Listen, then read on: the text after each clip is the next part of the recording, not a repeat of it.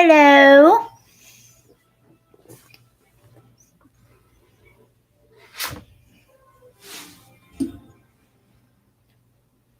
Today I'm going to give everyone a little bit of extra, just a little bit of extra time to get into the stream because I have something very important and special that I want to show you at the beginning.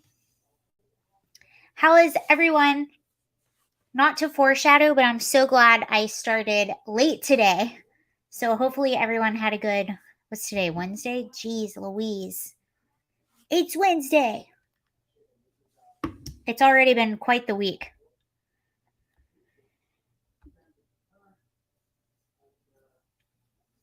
Hi from Boston. Hi, Miles. Hi, Mickey. Thank you for joining. I think I have some good stuff tonight, so I think it'll be a good live stream. Today was so nice. I'm still, every day is a holiday. I like to hear that. So I'm still in the country. I'm in Virginia. Allergies are crazy. I've lived in so many states. The state that I get the worst allergies is Virginia.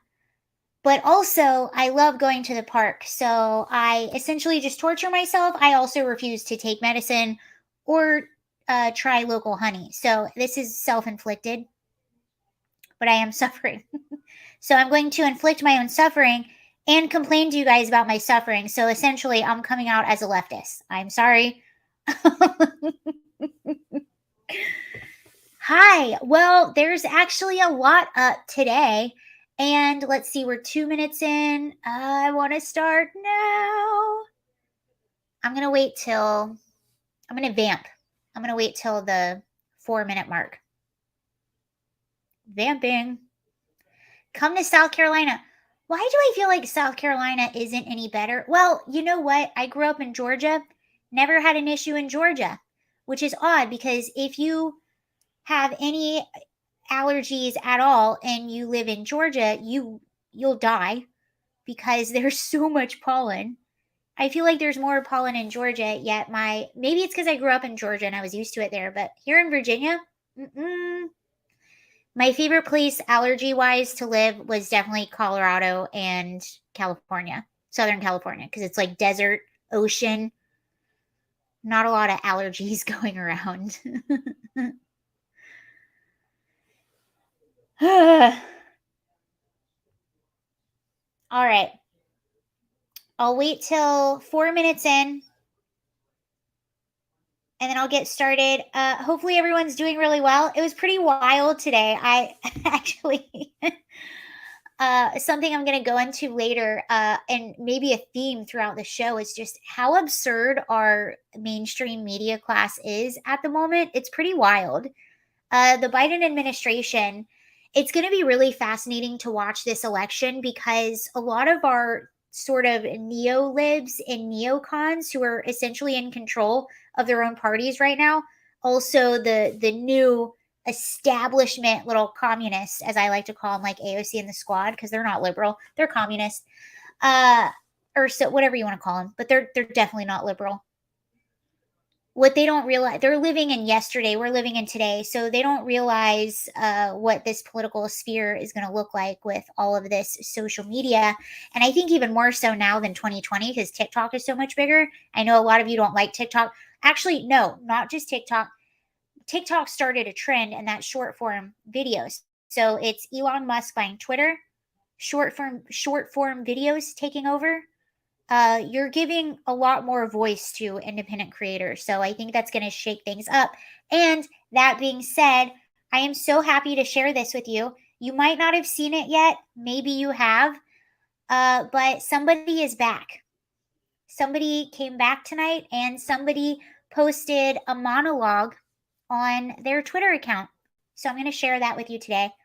If you haven't seen it, I'm so excited to share this with you. If you have seen it, I'm excited to also share it with you so you can watch it again. Here we go. Good evening, it's Tucker Carlson. One of the first things you realize when you step outside the noise for a few days is how many genuinely nice people there are in this country. Kind and decent people, people who really care about what's true, and a bunch of hilarious people also, a lot of those. It's got to be the majority of the population, even now. So that's heartening. The other thing you notice when you take a little time off is how unbelievably stupid most of the debates you see on television are.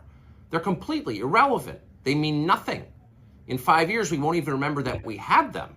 Trust me, as someone who's participated. And yet at the same time, and this is the amazing thing, the undeniably big topics, the ones that will define our future, get virtually no discussion at all. War, civil liberties, emerging science, demographic change, corporate power, natural resources. When was the last time you heard a legitimate debate about any of those issues? It's been a long time.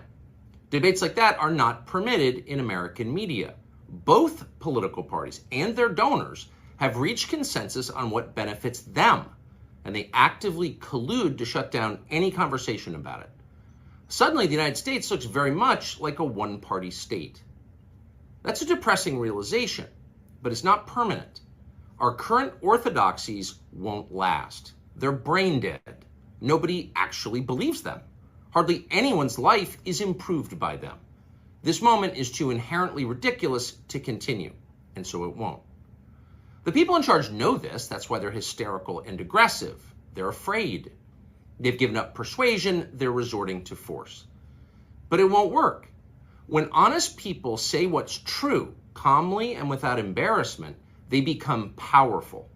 At the same time, the liars who've been trying to silence them shrink, and they become weaker. That's the iron law of the universe. True things prevail. Where can you still find Americans saying true things? There aren't many places left, but there are some, and that's enough. As long as you can hear the words, there is hope. See you soon. Yeah, so that's pretty cool. He was actually back a lot quicker than what I thought. I didn't know he was going to come back that quick. So that just confirms what I think a lot of us have thought from the very beginning. This was a big loss for legacy media, a huge loss for legacy media. Tucker pulled a lot of the younger crowd in. And last time I checked, you guys might know this a little bit better. I just did not check it before I got on, but Fox News lost about $1 billion, around $1 billion, probably right under, in profit share or in value. So a lot of people speculated this was maybe because of this Dominion lawsuit, which is pretty ridiculous if you've been following Tucker, because he was the one person that actually didn't buy into any of the Dominion stuff. There are other hosts, journalists, anchors on Fox News that would be far more implicated than he would if that was it. I've heard speculation about future lawsuits. I don't really know if that was it either. $787 million. Yeah. So the whole lawsuit in and of itself, the Dominion one, I believe was 800 million, 700 million. And they're not going to pay the full amount because you don't have to pay the full amount. They also have money put away for lawsuits and things like that. They have certain protections. So, interesting. And my question also was, what is his contract? And they actually addressed this on Glenn Beck today. Because a lot of times when you work for a place like this, you will have a no-compete contract. So that means that you can't go to another competitor for a certain amount of time after you leave. What exactly does that mean? Does that mean that Tucker can't speak on his own? What does that mean? Obviously, now we know that he can. But this was Bill O'Reilly talking to Glenn Beck about this earlier today. He's going to make a fortune. Talking about Tucker. What do you think that Tucker does? He's going to make a fortune. Do you think he has a non-compete in play? And if so, for how long? It doesn't even matter. Nobody's going to hire him in the corporate media. No, I know that. He's got But nowhere to go there. his non-compete would include anything you electronic. Can't do that. You can't do do electronic? No, you absolutely can't do it. All you can do is direct competitor non-competes. So what he'll do is form his own agency like you have with the Blaze and I have with. Seems like what he's doing. Also, I loved this. The Daily Mail found him. I didn't mean to make this about Tucker. The Daily Mail found him earlier today, but we all obviously realize this is bigger than Tucker. It's not just, this isn't a Tucker thing. This is bigger than him. And I think we all get that. He just happens to be at the center of this. He happens to be the one that happened to tell the truth. He happened to be the one that decided he wasn't going to continue with manufactured consent. That's why they don't like him.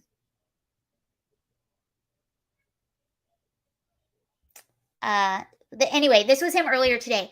So before this came out, which actually made me chuckle a little bit more. And it's funny too, because I come from the world of Los Angeles. So I'm used to actors and actresses.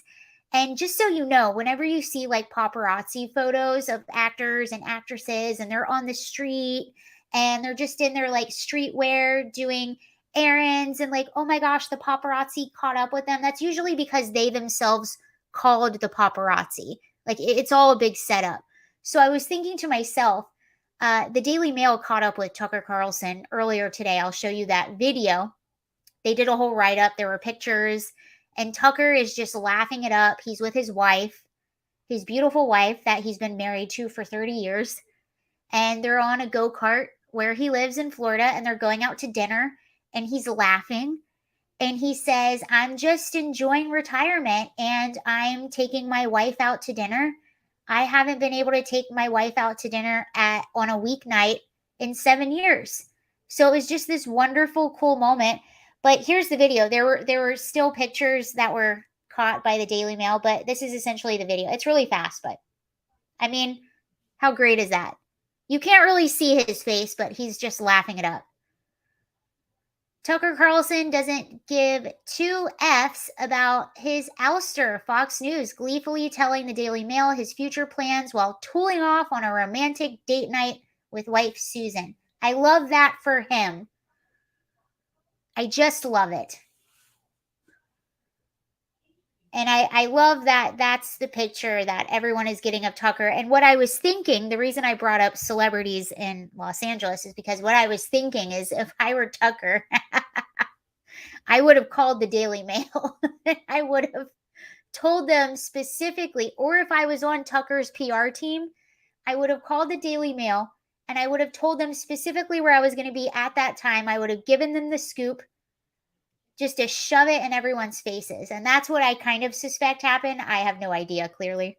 But that's what I would have done. And if that was done, touche. Good move. 40, I'm going to sneeze. It's the allergies. I'm fine. I'm not going to sneeze. I'm going to sneeze.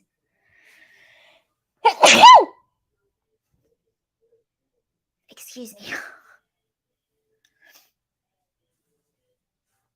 Anyhow, I like it. Oh my gosh.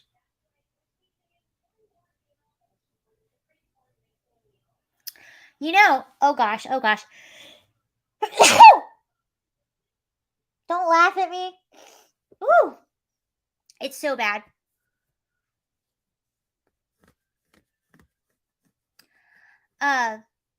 Thank you for saying bless me. It's my own doing. It's my own fault. I haven't been taking medicine.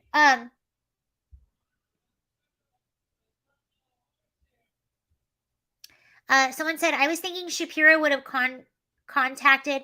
I don't see Tucker going to the Daily Wire. I don't see Tucker going to the Blaze. To be honest, Tucker's too big for any of them. I really do think so.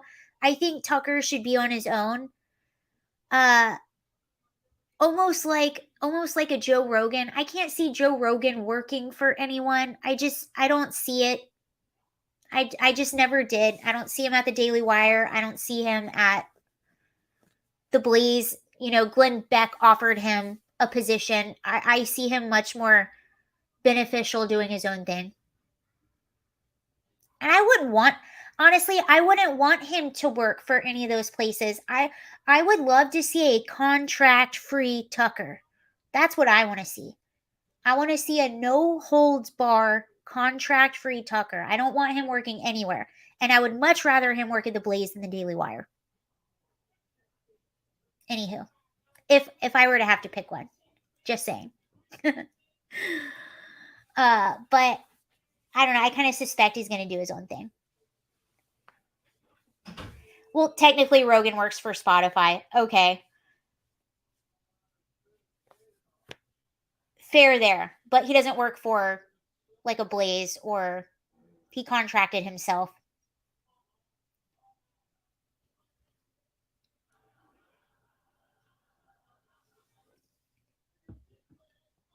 All right. So Tucker's going to be fine. That's all good news. There's a few other things that were happening today. A really, really, really big story broke that I have suspected for some times. I've seen evidence of it here and there. It was hard to make a hard connection though. And it's really difficult to find people from the inside that are willing to speak about this, which is extra disturbing because there are kids involved. But there is a whistleblower that came through and was at a hearing today in Washington, and I'm going to play this for you. So this is regarding kids that are coming over our border. So just to give you a little background, like we all know what's been happening on the border for several years now. We know that Biden has been having secret flights come through. We know there have been an increase in family units and in people claiming to be family units coming through. And the reason they do that is because if you are a family unit, if you have a child, you're more likely to stay. You're more likely to receive benefits if you enter our country illegally. So there have been an increase in children. There have been an increase in family units. There have been a lot of allegations going around that people are renting kids and using kids that do not belong to them in order to be let into the country. There have been trafficking busts in the U.S., and victims are being identified. Can't tell you the ages, so I can't tell you for sure if they're minors, but they have definitely identified lots of victims that have come over the border during Biden's administration. So I'm not surprised. I'm glad that a whistleblower is coming forward, and I hope more come forward. Because if this is true, which I have no reason to believe it's not, just from everything I've seen personally myself, if this is true,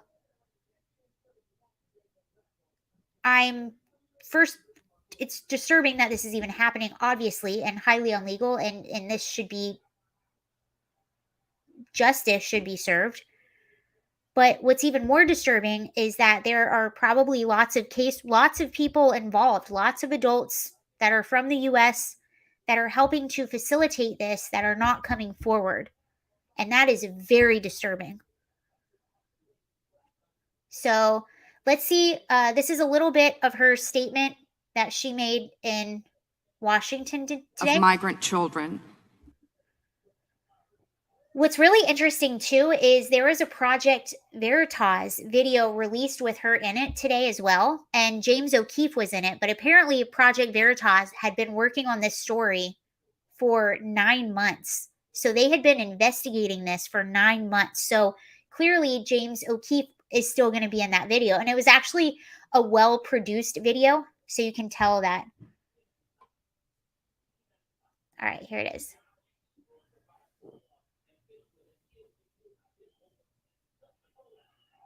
Is to inspire action to safeguard the lives of migrant children, including the staggering 85,000 that are missing. Today, children will work overnight shifts at slaughterhouses, factories, restaurants to pay their debts to smugglers and traffickers. Today, children will be sold for sex. Today, children will call a hotline to report they are being abused, neglected, and trafficked. And we don't know if they're going to get the help they need. For nearly a decade, unaccompanied children have been suffering in the shadows.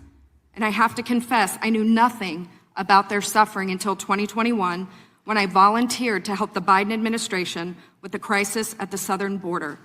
As part of Operation Artemis, I was deployed to the Pomona Fairplex Emergency Intake Site in California to help HHS, Office of Refugee Resettlement, reunite children with sponsors in the United States. I thought I was going to help place children in loving homes. Instead, I discovered that children are being trafficked through a sophisticated network that begins with recruiting in home country, smuggling to the U.S. border, and ends when ORR delivers a child to a sponsor. Some sponsors are criminals and traffickers and members of transnational criminal organizations. Some sponsors view children as commodities and assets to be used for earning income. This is why we are witnessing an explosion of labor trafficking. Now, whether it's intentional or not, it could be argued that the United States government has become the middleman in a large-scale, multi-billion-dollar child trafficking operation that is run by bad actors seeking to profit off of the lives. All right, so that was a part of her testimony. And I will say this, I used to work, I didn't work directly under CPS. I worked for Denver Human Services. So I worked for, this is a while ago. I lived in Denver a while ago. So I worked for, it was essentially a shelter that housed kids that were taken out of the homes from CPS. So I wasn't necessarily like CPS in the sense that I was the person that took the kids out of the homes or that I was even a caseworker, but I worked with the kids in a shelter setting, in a residential setting, kids that were taken out of the home. So our kids would stay with us in this in-between time where they were either receiving family therapy or the city was looking for another safe placement for them. They couldn't be in their home for whatever reason. There was abuse or neglect or something happening. And I definitely worked with several kids whose parents would pimp them out for drug money, rent money, all kinds of things. They would pimp them out or they would have them go sell things on the corner. So if a parent is doing that, if parents already in the United States are doing that, I can't imagine what would be going on with our porous open border and all of the unaccompanied minors. This is literally just a playground for bad actors. Because that's already going on with parents already. So that's why I'm more on the side of thinking, yeah, this is probably legitimate. I almost can't even see how it's not, just given everything that I know. Weed is legal in Colorado. Yes, it is. I lived in Colorado when they legalized it there, and then I lived in California when they legalized it there. So I'm like, if you want to hire me to come live in your state for a little bit, I think I'm the golden ticket. I didn't do anything. I was just there. It just seems to be legalized wherever I go. I'm there for a few months and then it's legalized. Super weird. Regarding the border as well. So a talking point that you're going to see a lot is Republicans don't want to fund border security. Republicans want to cut Border Patrol agents. Republicans don't want border security. If you ever hear anything about the budget and Republicans not agreeing with the budget, I want you to remember this. So this was 6 days ago. This was another hearing in Washington with Secretary of Homeland Security Mayorkas talking about the border and the budget. So this is the budget that our secretary, this is the budget that our Homeland Security has proposed for the border. Just so you know, this is a Republican essentially grilling Mayorkas on the budget and why he doesn't agree with it. What this will also show you is that the current administration has zero intention of upping any sort of border security. If anything, they're interested in getting more people across the border. How do I know that? I don't know. You tell me. So this was 6 days ago in Washington, D.C. Is an insult to every American. This is a Republican criticizing the budget proposal by Secretary Mayorkas. Let's turn our attention to your budget proposal for DHS. Mr. Secretary, this budget proposal is an insult to every American. It fails to take seriously many of the most pressing national security threats, especially our wide open border. President Biden himself likes to quote, and I quote him, "Don't tell me what you value, show me your budget and I'll tell you what you value," end quote. Well, this budget clearly shows us what this administration values, and it's not the safety of the American people. Like your past budgets, like your policy decisions and your actions, this proposed DHS budget has the singular purpose of continuing to encourage people to come into this country illegally. Here behind me, you can see this very clearly. Pet projects at the DHS, we're going to add $4 billion, but for CBP, we're going to cut their budget by $1.2 billion. U.S. Citizenship and Immigration Services, the folks that move people into the United States, we're going to give them another $1 billion. That's what you want to do. ICE, you're going to decrease by $421 million.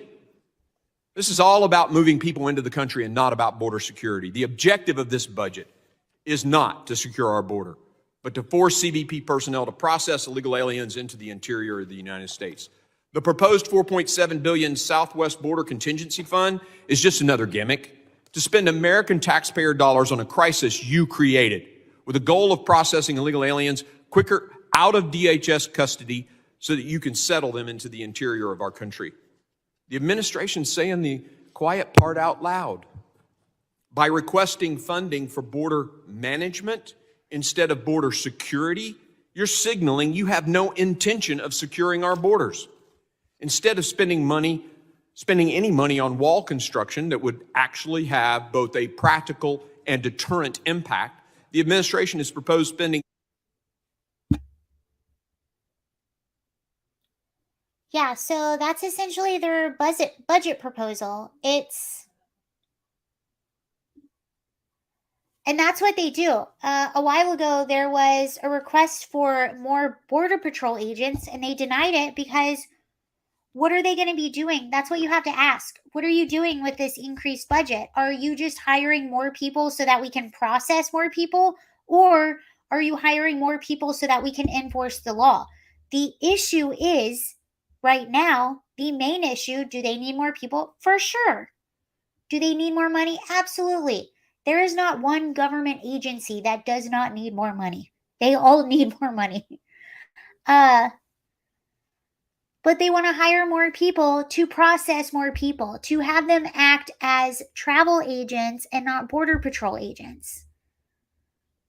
And that's the issue. They have laws on the books that would work already, but they are not enforcing them. They are sending a message that we're accepting mass amounts of people, and that's why they are going. This is not, I cannot say this enough, it's not a resource problem. It's a policy problem. It's not a resource problem. It's a policy problem. It's an administration problem. They're not allowed to enforce the law. You heard what he said. They want less ICE agents? They want less ICE agents? Did you know that in New York City, there are some migrants that they won't be able to go to an ICE court for 10 years? Let me see if I can find that for you. 10 years, and they want less.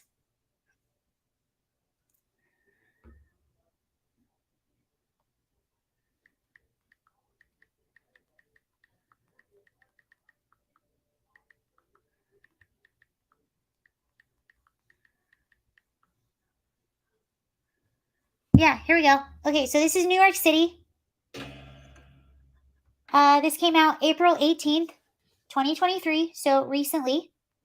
New York City's worst in the nation federal immigration office wait time continues to grow, with appointments for migrants waiting to get a court date after illegally crossing into the southern border now mostly booked through March 3033. Do you know what that means?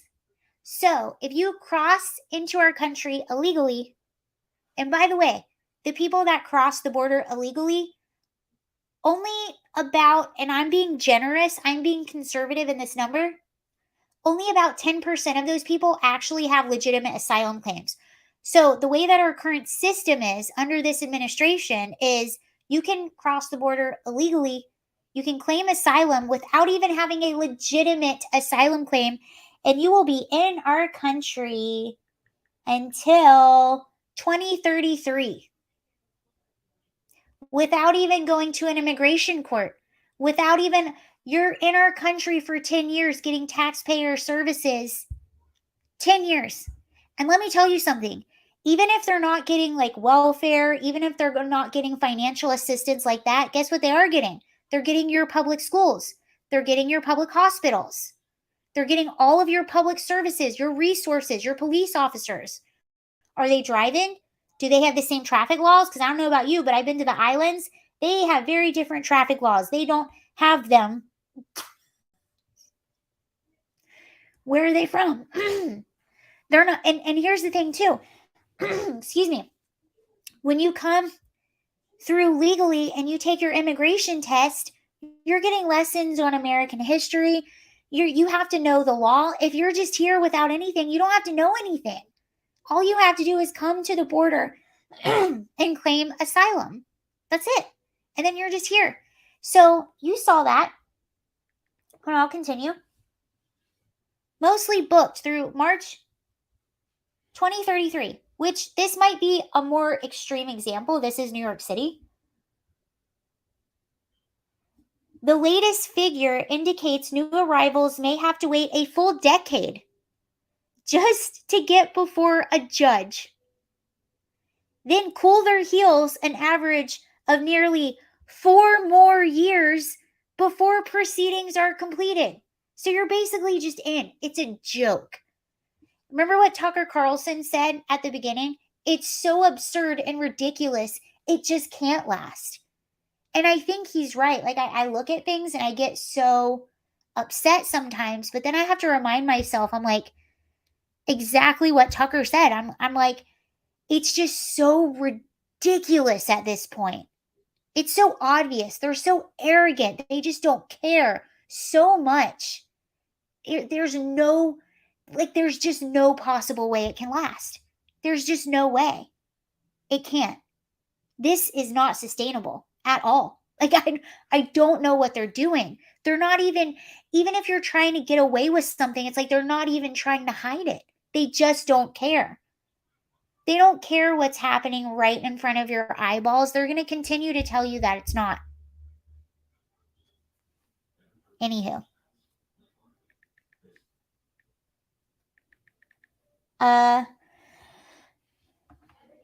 Tay Johnson, acting director of U.S. Immigration and Customs Enforcement, claimed to a congressional panel Tuesday that he was working to tackle a stunning field office backlogs, including by trying to figure out how to use video conferencing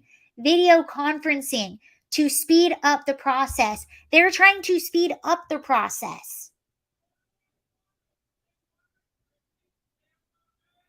There is some request to the Hill to give us the authority where we can actually serve it virtually and have people agree to accept their documents electronically. This is certainly something that we are continuing to work with the Congress to sort out and get authority for, but we are working on the technological piece. Okay, so essentially what's going to happen is you're going to have this overflow of people. You're going to have these immigration judges begging people for more help. You're going to have cities. So Eric Adams, Maine, Portland, Maine. Yes, there is a Portland, Maine. So Portland, Maine, look this up if you have time, is also being overrun with migrants right now. So Portland, Maine and New York, they're both imploding because they're all having to cut public service to be able to afford all of these migrants. So are they calling on Joe Biden to close the border, to secure the border, to stop the influx of migrants? No, that's not what they're doing. What they are doing is they are begging to speed up work visas. They're begging to speed up work visas. So this is what's going to happen. This is sort of what the Biden admin does. They don't care about popular opinion. They're going to force it upon you. They don't care what you want. They don't, just like they don't care if you think Joe Biden is too old. They do not care. They are going to tell you that your eyes are lying to you. And they will continue to do that. And then they will force you to comply by sneaky little tactics. And this is exactly what they're doing with the border. They're forcing these cities to implode. These cities are begging for financial assistance. They're being completely ignored.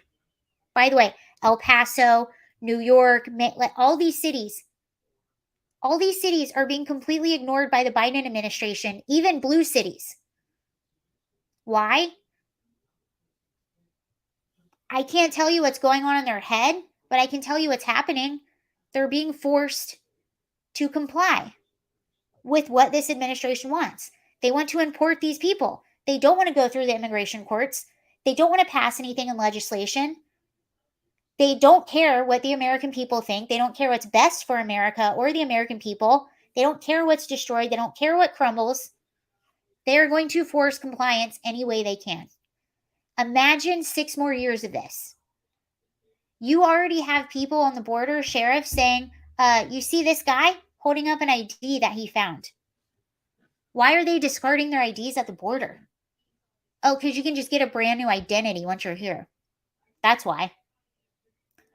If I was wanted for a crime in any other country and I had the money, I would just pay a smuggler to get me over the border and get a new identity. We have essentially, and this isn't demonizing everyone that comes over the border, but we have just essentially made a safe haven for the world's criminals. We are, jokes on us. We're the sanctuary, the unintended sanctuary for the world's criminals, the money maker for the cartel, the trafficking hub. That's what we've become.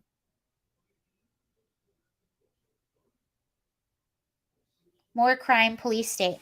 Well, yeah, and it's interesting that you say more crime, police state, because it was actually, and I got to say there is this is a compelling theory. There's a theory back in 2020 that the real effort, the real intention behind the defund the police movement was a centralized police state, federalized police, because things will become so chaotic, you beg for help from the federal government. And now you have a federalized police state, a centralized police state. They don't like it that certain counties and cities and jurisdictions have control over their own police. Wouldn't it be much more beneficial for them? They're trying to centralize anything anyway. They're trying to centralize information. Why would they not try to centralize police? They would have more control over police. So they're forcing compliance with the border, and you saw the proposed budget. They have no intention of stopping it or slowing it down.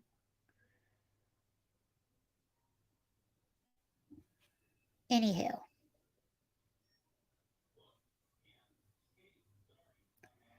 What else do I have for you? Like in Canada. Yeah, that's exactly. And that was just a theory, but it makes sense. Why else would you want to do that? Why else would you be so pro-crime? Unless you're just an evil person.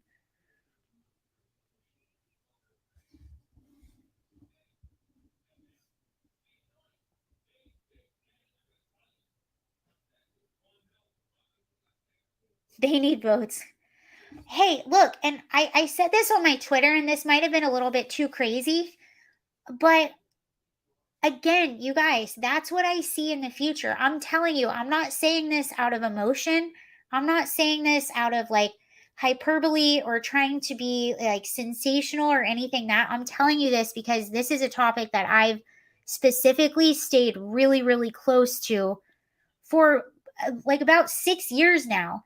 Even before Biden got in office, I was I was researching the immigration crisis that was happening in Europe. And it has similarities but also differences. And this is what I see happening. And what's going to happen?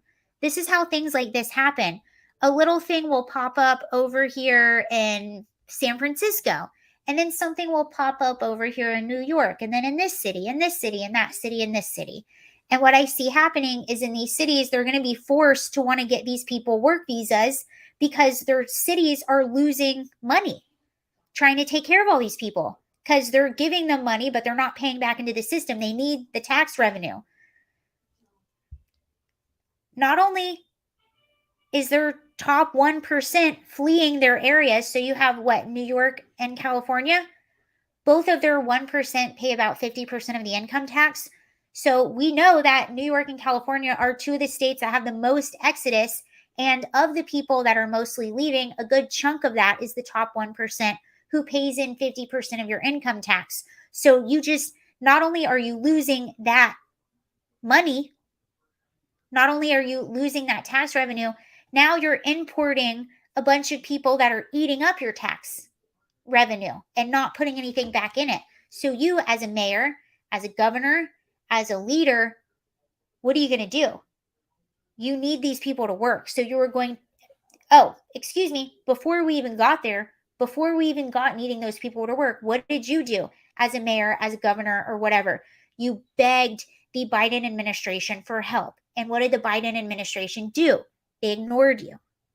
They didn't answer your request. They left you out to dry. So now you, as governor, mayor, whatever you are, leader, you are forced to have to figure out how you're going to keep your budget. You have to figure out how you're going to keep your tax revenue. So therefore, you're going to push for them to work. So you have people in your state that are, they're working, they're paying taxes. So then what's the next step? Then people are going to be like, hey, these people have been here for 7 years. They've been working. They've been paying taxes. They deserve to vote. We need to get them voting rights. It's about rights, people. Human voting rights. Nobody is illegal. That's what's going to happen. And look, this is nothing against anyone that is looking for a better life. I get it.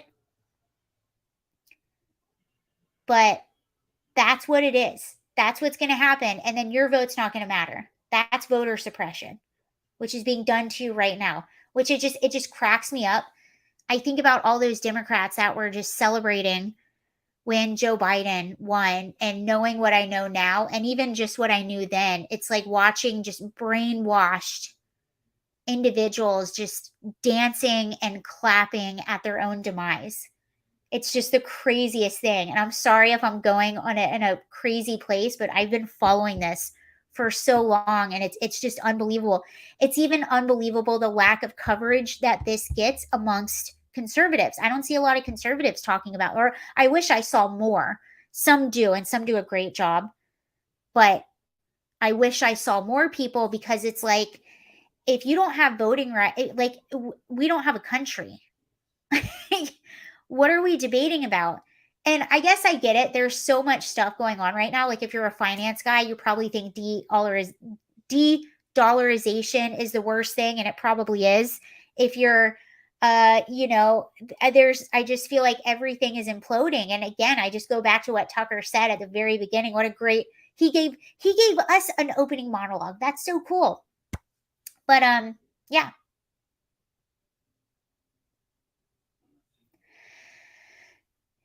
They are dreaming of taking your dreams away. Yeah, you know what? It really feels very spiritual at this point, because there's no defending some of this stuff. How can you defend the way our border is and what it's causing and what's happening? How can you defend that? How can you be for that? How could this be happening? I just never thought I would sit here and see something so bad. I mean, you always have illegal immigration, always. But I've never seen just the rug be taken out of America by the people that we elected to protect America. I've never seen anything like this. And I think it sort of happened under the Obama administration, but I was just too young. Oh, I do have a video that I want to play for you. So you know, it's funny. I feel like recently I've been following less and less political people and just more free thinkers because I'm so tired of the far left and the far right. They like deserve each other, I feel like, at this point. There's some amazing people on the right. Trust me, I still have lots of people that I love and follow and support. And I do consider myself the right, but I also consider myself almost like, I think about it now and I'm like, I feel like I'm a classic liberal that just has common sense because I was a bleeding heart liberal most of my life. I voted for Obama both terms. And then it was around his second term that I was like, something does not feel right. And I couldn't put my finger on it. I didn't know what it was at the time, but something did not feel right about him. And that's why I didn't even vote in 2016. It was actually because of Obama. I didn't know it at the time. Now I do. But again, I couldn't put my finger on it. It just felt wrong. It felt off. And when he was elected, his whole messaging was essentially for the little man. Like, we're about change. And things just got worse under him. And then there was something about him that felt off. Well, you guys, I have to admit that I did not know a whole lot about Flint, Michigan. And some of you could probably educate me. I didn't know much about Flint. But I was randomly on my TikTok. See, it's not all bad. I was randomly on my TikTok today. And this video popped up. And I just kind of wanted to share it with you and get your thoughts on it. This is why I like TikTok, because stuff like this pops up that I might not have found otherwise. My mouth is dry. I got a lot of issues tonight. And then earlier I was watching that Tucker video and I just started to cry. Can you tell? I cried a little.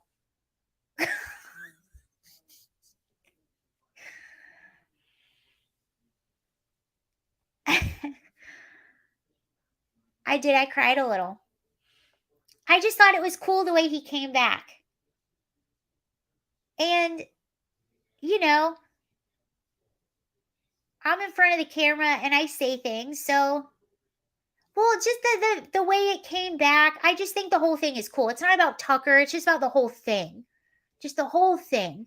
And I liked that he came back the way he did. I just thought I appreciate all of it. And I appreciate the tactic. Anywho, all right, let's watch this video. This is about Flint, Michigan. The water. I had no idea this happened. Well, I knew about Flint, Michigan, but I didn't know this, but this is all right. Why would you do that? This is wild.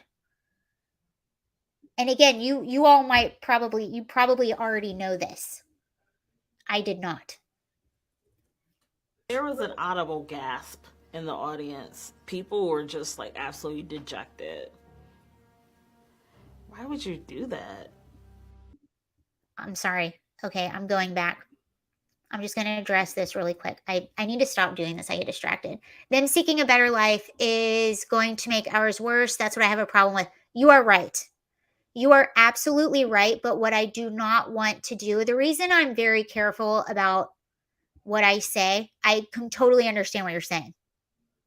I don't have respect for any individual that takes what is not theirs, that is entitled, and that takes things that they did not earn and they do not deserve. I have no respect for that. I have no time. I don't like it. But I'm very careful about my messaging and about the messaging that I want to convey, because the people that we need to be the most mad at are the people in charge that are allowing this to happen. They want us to be mad at, they want to paint Republicans as bigots. And we need to make sure that we do not allow them to do that, and that the people that should be held accountable are held accountable. I totally get what you're saying. But sorry, I don't want to. I struggle with that when I talk about this all the time, because you are right. But also, I want to make sure that the right people are held accountable and that they don't get to muddy up any kind of argument with the bigotry thing, because that's the first thing they're going to go after. So I'm just going to go ahead and get ahead of it. I just need to go after it's the policy thing. So that's all. But you are right. All right, now let's shift gears. I just really wanted to address that. I apologize for shifting gears, but thank you for that comment. There was an audible gasp in the audience. Oh yeah, and this is regarding the water crisis in Flint, Michigan. I just found this very interesting. Except for Kanye. Sorry. I agree that the Republicans should not allow people to label them bigots except for Kanye. Where's Kanye? Actually, you know what? Candace Owens was on Anomaly. I don't know if you guys know who he is. He's from Los Angeles. I met him before there. And he's friends with Candace. He had her on his podcast today. They actually had a really good conversation about Trump that I would recommend watching. Maybe I'll watch it and relay back to you guys, because Anomaly is he's been very critical of the vaccine rollout and Pfizer and all of that. So is Candace, but Candace is still a supporter of Trump. It was just an interesting conversation about Trump. And anyway, where was I going with that?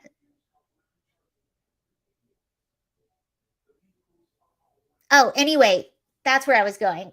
They were talking about Kanye. He was going to ask her about Kanye because I haven't heard her talk about him for a while, and I was curious to see the conversation. I just didn't make it that far in the podcast. But Anomaly is the channel, and he had Candace on. How do you pronounce your last name? I'm pretty sure I've been butchering it. Sansoni, Sansoni, Sansoni. That's how you pronounce it. It's Italian. It's pronounced actually just how it's spelled, but most names aren't. So I can see a lot of people get confused. I've even been told it was Japanese. Sarasoni.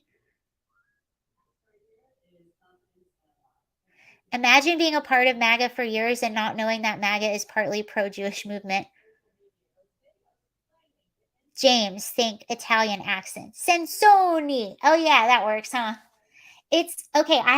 Before we move on to we'll get to this video in just a second. I'll give you an intermission until we get serious again. But I have a fun story about my last name. I am Italian.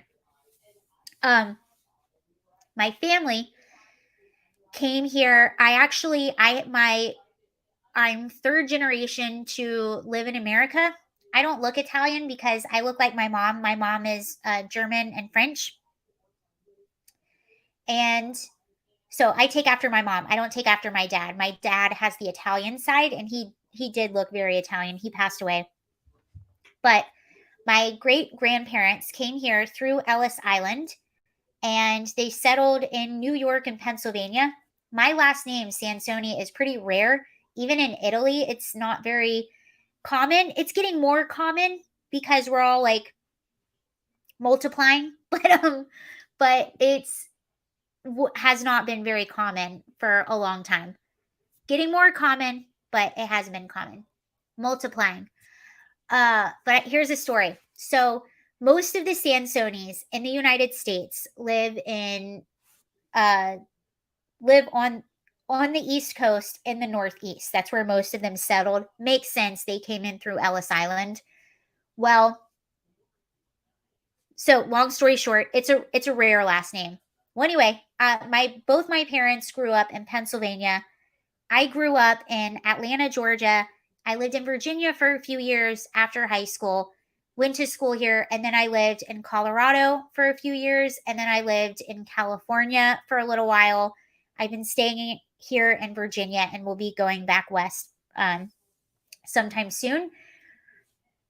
Anyway, so I have a cousin who's a few years older than me, and he went to a big university in Ohio. He's a very smart person. Anyway, he went to university, graduated, moved out of the country, was living his life, whatever. Anywho, I ended up moving to Colorado. I was living in Denver, Colorado. I was shopping at the Cherry Creek Mall, and I was checking out at a store buying clothes, and I used my debit card, and it was one of those stores that they needed to look at, I had one of those cards where at the time they had to look at my ID. So the girl that's at the register, she looks at my ID and she sees my last name, Sansoni, and she goes, "Oh my gosh, I went to college with a guy with the same last name." And I was like, that's really interesting. In my head, I was like, I have never met a single person who has met anyone else with my last name. So just out of curiosity, I said, "Where did you go to school?" And she named the same exact university that my cousin went to. And I said, "Do you remember his name, his first name?" And she did. It was my cousin. So that's how rare my last name is. I grew up in Atlanta. My cousin grew up in Pennsylvania, went to college in Ohio. I'm randomly living in Denver, Colorado. I randomly go to the mall and buy probably a shirt, and I'm checking out, and the girl recognized my last name because she knew my cousin. Crazy. And he apparently was he was like a counselor or something to her, and she didn't want me to tell him that she was working at the mall.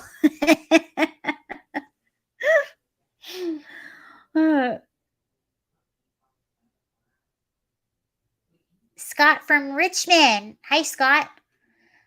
Okay, let's watch. So this video is about the Flint, Michigan water crisis that happened under Obama.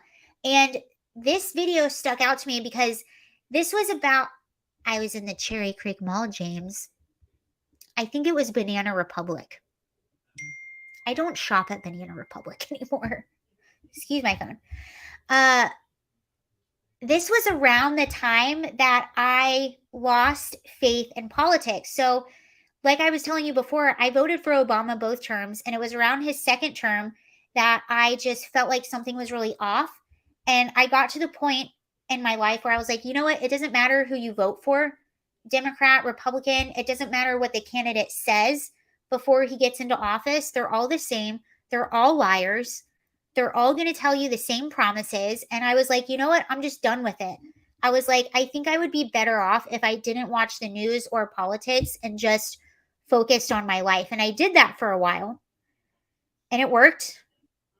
And then Donald Trump got elected. And all of a sudden, I was a little bit inspired because he was the underdog. I didn't expect him to win.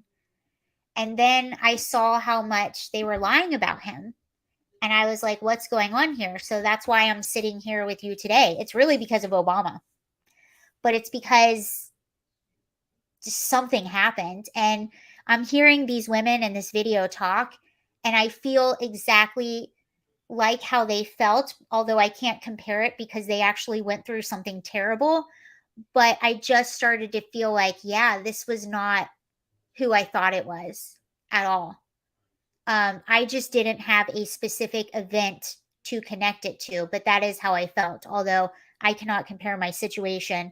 These towns that go through these situations with water makes me so unbelievably angry. But let's watch this. If I can. Audible gasp in the audience. All right, let's start it over. There was an audible gasp in the audience. People were just like absolutely dejected. Why would you do that? I am sure that somewhere when I was 2 years old, I was taking a chip of paint, tasting it, and I got some lead. Yeah, that's like talking about like, well, I didn't wear a seatbelt and I'm fine. It's like, but there were tons of people that died. Backstage, the president, sitting at the table with the criminal governor, decided to perform his stunt. all over again. You know, generally I have not been doing stunts here, but, you know. That's not what I expected. That's what Snyder did. It felt like he minimized like what people are actually going through and struggling with. If you were actually lead poisoned, you would not be president. You would be janitor Barack Obama. We were holding on to hope that he would declare a disaster area. A disaster would give us FEMA, it would give us pipe replacement, get engineers in here. Then we could get Medicare for all the residents of Flint. As soon as he took a drink of the water and said everything's fine, that was that. And look at it, years later, it's still poison. When he came here, it was my president, but when he left, he was not my president.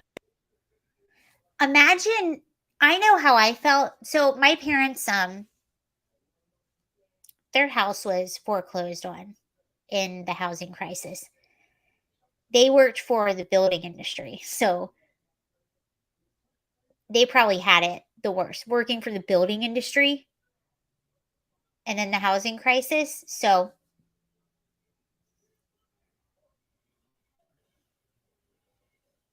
I definitely, that's what I'm saying. Obama basically campaigned that he was for people like me and people like her. Yet he totally threw us all under the bus. And it's wild because that's what I see happening right now, times infinity and beyond. It's accelerating so fast that it's just wild. I never thought it would accelerate this fast, but it did. I'm not surprised Obama ate paint chips. Is that what happened?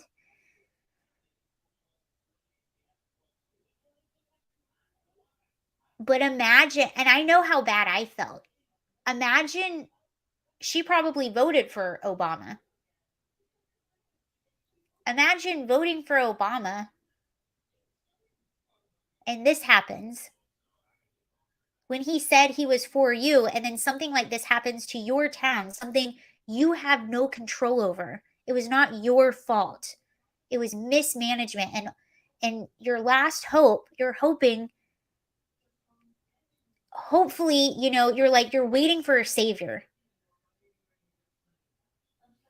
You're like, this horrible thing happened, but you know what? The guy that I voted for is going to come and he's going to make it okay. He's going to at least declare an emergency. What was it? Declare a disaster or an emergency so we can get FEMA funds to take care of all these things. This was the guy this is the Medicare for all guy. This is the Obamacare guy. And they could have gotten health benefits.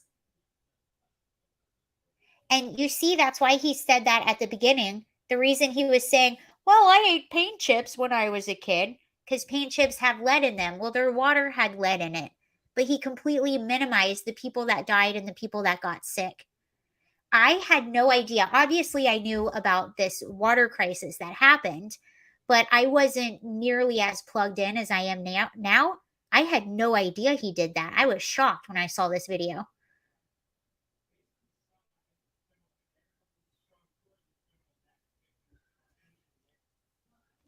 Wild.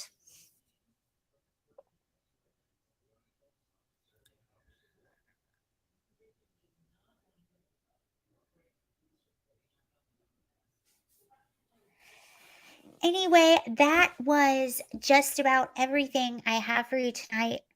Thank you so much for watching. That was fun. I wish I had a better, oh, I do. We can leave on a positive light. I have, we'll leave with inspirational moments with Kamala Harris. They're really working in overdrive trying to make her relatable. And the more they work to try and make her relatable, the more I appreciate it personally. Here we go. As you have heard from so many. This is her speech. I think like abortion. Yeah, reproductive freedom. So, yeah. So, I think it's very important, as you have heard from so many incredible leaders. For us at every moment in time, and certainly this one, to see the moment in time in which we exist and are She doesn't know what to do with her hands. and to be able to contextualize it, to understand where we exist in the history and in the moment as it relates not only to the past but the future. I don't know what to do with my hands. Put them in your pocket. All right. Yeah, it's real life. All right. Thank you very much, you all, and have a good night. I will see you probably sometime tomorrow. Don't get into too much trouble out there. The significance of the passage of time. I can't remember where I said it. I said it somewhere today. I think their strategy with Kamala is to just pick one word and go into the thesaurus.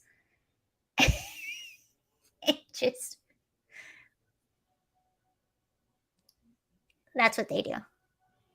Because if you think about it, she can really, you can listen to just one little segment of her speeches, and it's like she could have conveyed the entire message with just one word. I would have gotten the entire message.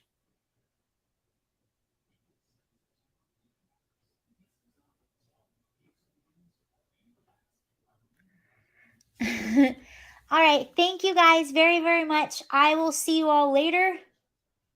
Have a good night. Bye.